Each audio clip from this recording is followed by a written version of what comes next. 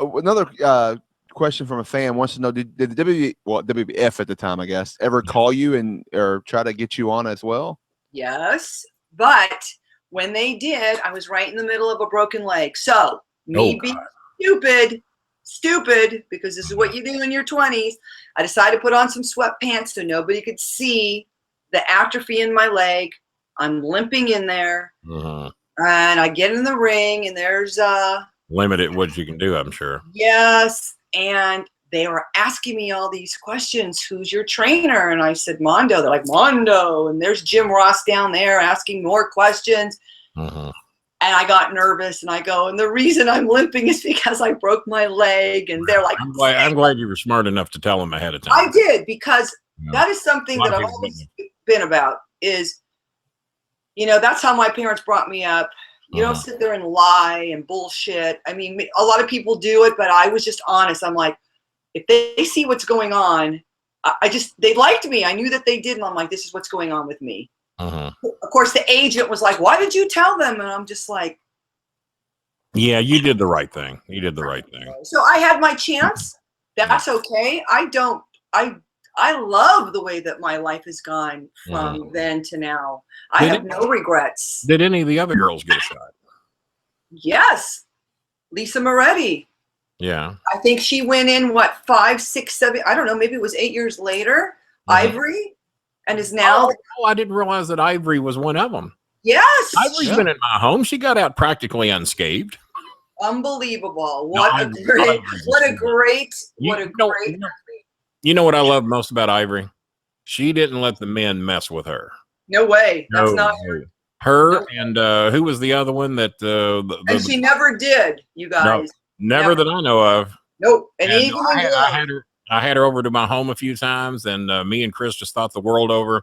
She loved my Labradors. She's a big dog lover. And back at that time, I had Jackson and Misty, who became Moo Cow because she got so big. And Ivory. I didn't realize we were talking about the same Ivory. Yes, we are. Same one. I never knew she was a Glow Girl. I didn't know that. Are you still friends with Ivory? We're all friends. I just don't see her. She lives on an island out off of the coast of Seattle, Washington. You got to take a plane to get to her house. Yeah, I can't see her. Plane. You got to take a boat or a helicopter. Yeah. Boat, plane, or helicopter. You're just not going to walk there. I was happy to see her in the Hall of Fame. We all were very happy to see her in the Hall of Fame. And of course, I saw her at CAC because every year I go to the Cauliflower Alley Club in Las Vegas.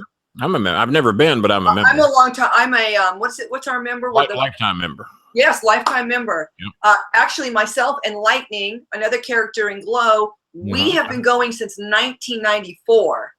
And we were just quiet. We didn't, we just we would go to the shows to support. Of course, then 2012, the documentary came out, and we had another one of our girls get all the girls together to go to these, and more ladies came, and then they gave us an award as a group, and they honored us as a group about 2 years ago. But we were going before that to honor. And we'll be there next year as well. I love the CAC. They're a very good organization. Do you know Jason Wolfy Sanderson? I don't know. Jason's a big deal with Cauliflower Alley, and he's the one who paid my lifetime membership. So you know what? I probably know Jason by his face and not his name. I apologize now. I'm sure I do. If you saw him, you would know him. He's going to get mad at me now. I'm sorry, Jason. He wrestled as Wolfy up in the Northeast. Okay. Wolfy Sanderson. And he's had about 5 different looks just in the time I've known him.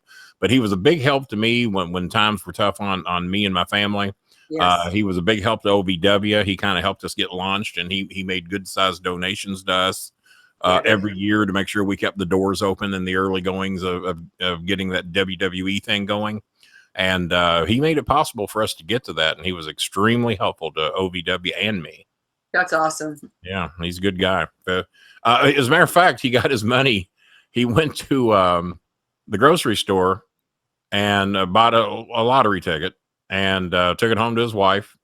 Calls his wife. He says, honey, we need something for dinner. We got nothing. Says, do you mind if I pull over to wherever it was up northeast and get some ravioli? And she says, well, you can get all you want. And he says, why is that?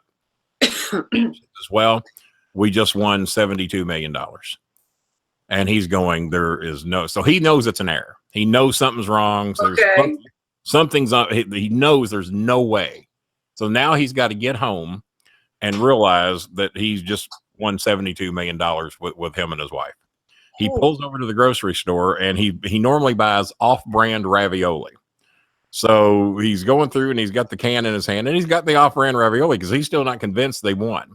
And then he says, you know what? In case we won, I ain't eating this crap. So he goes back and he gets the king size Chef Boyardee ravioli. He says, I can afford the name brand stuff. So he goes back and the first thing he ever bought as a multimillionaire was a giant size can of name brand Chef Boyardee ravioli in the family size can. And that was what he took home to celebrate winning the lottery in. He told me that story back in like 99 or 2000, maybe. And I discovered him, finding him on the news. He was on the news and he was on NBC and they were telling his story about what a huge wrestling fan he was and that he got in wrestling and that he'd won $72 million. So I just wrote him out of the blue and said, hey, I don't know if you're investing any of those dollars anywhere, but OVW could use your help. 2 weeks later, we had a check. Oh my gosh. $10,000. And he sent me 3,000 because he knowed I worked for Dirt around there. Yeah. And he sent me $3,000 to make up for all the free work that I'd done for OVW. Oh my gosh. See, that's what I'm about. Didn't know me other than from an email. Oh my gosh. Just a great guy. I love it. And he's out there at the Cauliflower. You'll have to, next time you're there. That's Jason, look him up and just say, hey, I love Kenny Bolin more than you do. Uh-huh. Oh, that would be great. It'd be funny. I'll do it. And just say, Kenny scammed me out of my car. He'd believe that too. Yeah. But I went to